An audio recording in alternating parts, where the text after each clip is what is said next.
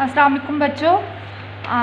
आज हमारा टॉपिक है, आज जो हम पढ़ेंगे वो है लफ्ज़ की इक़साम। ठीक है, हम लफ्ज़ की इक़साम को पढ़ेंगे कि लफ्ज़ की कौन कौन सी इक़साम है और कितनी है। ठीक है, तो सबसे पहले है हमारे पास लफ्ज़ कि लफ्ज़ ख़ुद क्या है। ठीक है, पहले हम लफ्ज़ की डेफिनेशन करेंगे और फिर उसके बाद उसकी इक़साम को पढ़ेंगे। ठीक है, चलें देखते हैं लफ्ज़ की क्या तारीफ़ है, लफ्ज़ क्या होता है। ठीक है, हरूफ को ख़ास तरतीब से इकट्ठा करके लिखा या पढ़ा जाए तो वो लफ्ज़ बन जाता है। मैं रिपीट करती हूँ, हरूफ को ख़ास तरतीब से इकट्ठा करके लिखा या पढ़ा जाए तो लफ्ज़ बन जाता है। मसलन, ठीक है, आगे वो मिसाल दे रहे हैं। ठीक है, जब हम मिसाल को देखेंगे और पढ़ेंगे तो हमें लफ्ज़ लिखना आ जाएगा। ठीक है, हमें लफ्ज़ की समझ आ जाएगी, हमें लफ्ज़ की तारीफ़ समझ आ जाएगी। आगे मिसाल में है खे दाल अलिफ खुदा।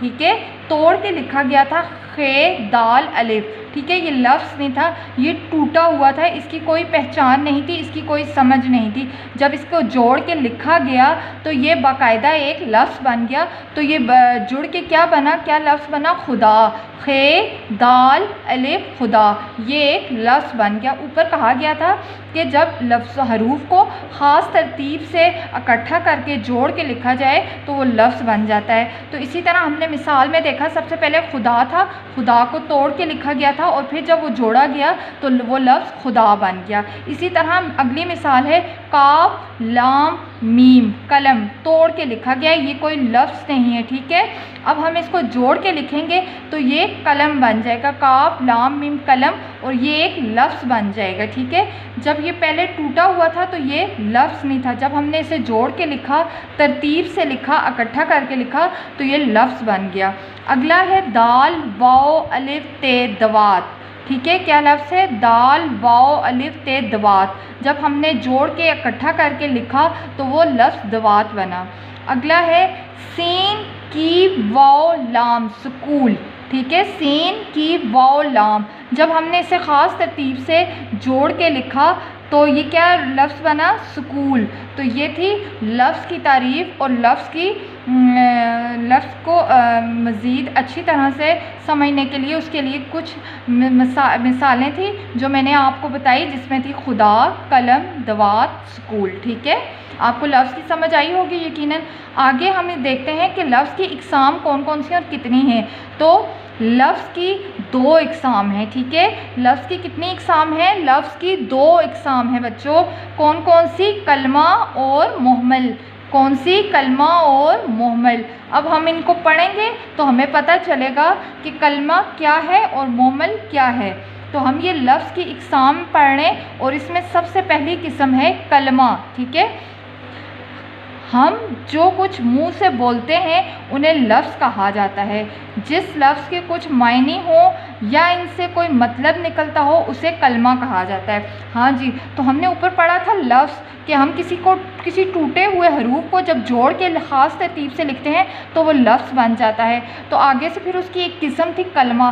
कलमा क्या है कि हम जो मुंह से बोलते हैं लफ्ज़, उन्हीं अल्फाज में से जिन अल्फाज के कुछ मायने हो, कोई मतलब निकलता हो, उसे कलमा कहा जाता है। ठीक है, बेमायनी अल्फाज को कलमा नहीं कहेंगे।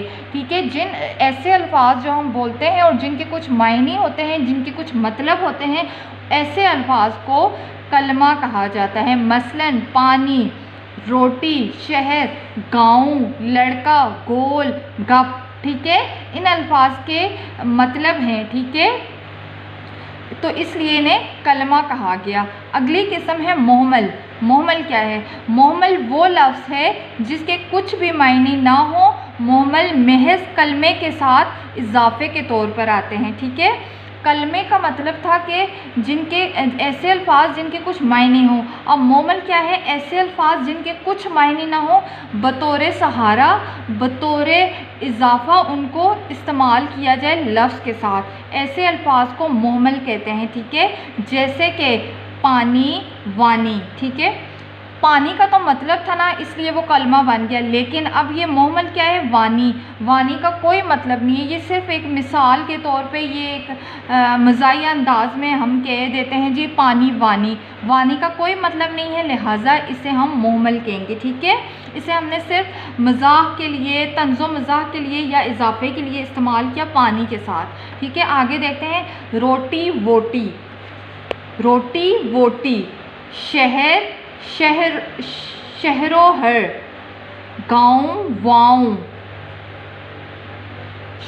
सॉरी शहर वहर।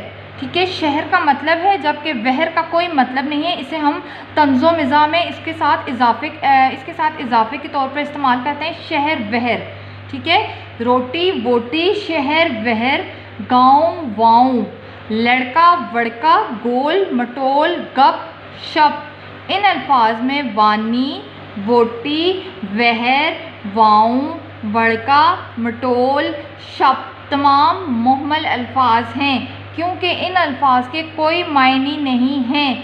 इनको हमने सिर्फ तंज़ो मज़ा और इजाफी अल्फाज के तौर पर लिखा था, इस्तेमाल किया था, इसलिए इनका कोई मतलब नहीं था। लिहाजा इन अल्फाज को हम मुहम्मल अल्फाज कहेंगे। इनके कोई मायने नहीं होते, मुहम्मल सिर्फ कलमे के साथ बोले जाते हैं, अकेले नहीं आते। ये जो अच्छा बच्चों, ये जो मुहम्मल होते हैं, मुहम्मल अल्फाज, इनको अकेले नहीं बोल सकते, इनसे कोई जुमला नहीं बन सकता। ठीक है, ये इनको हम सिर्फ सहारे के तौर पे हम इनको अल्फाज लफ्ज़ के साथ जोड़ते हैं। जैसे कि हमने रोटी के साथ शोटी लगा दिया, ठीक है, रोटी के साथ वोटी लगा दिया, शहर के साथ वहर लगा दिया, गाँव के साथ वाँव लगा दिया। तो इसी तरह से अब आप घर में, ठीक है, घर में लफ्ज़ की इक़साम टॉपिक का नाम लिखेंगे। उसके बाद आप लफ्ज़ की तारीफ़ को लिखेंगे, लफ्ज़ की क्या तारीफ़ है, और फिर जिस तरह से मैंने आपको उसकी मिसाल दी, तो आप मिसाल में 3 लफ्ज़ लिखेंगे मिसाल देने के लिए, लफ्ज़ के लिए। और फिर उसके बाद आप लिखेंगे लफ्ज़ की इक़साम। तो आप लिखेंगे कि लफ्ज़ की 2 इक़साम हैं, कौन कौन सी हैं, कलमा और मुहम्मल। पहले आप कलमा लिखेंगे, कलमे की तारीफ़, और उसके साथ उसकी मिसाल लिखेंगे। आगे आप मुहम्मल लिखेंगे और मुहम्मल के साथ उसकी मिसाल लिखेंगे। तो ये आपका आज का होमवर्क है, इसे आपने अपनी नोटबुक पे उतारना है। ठीक है बच्चों, अल्लाह हाफ़िज़।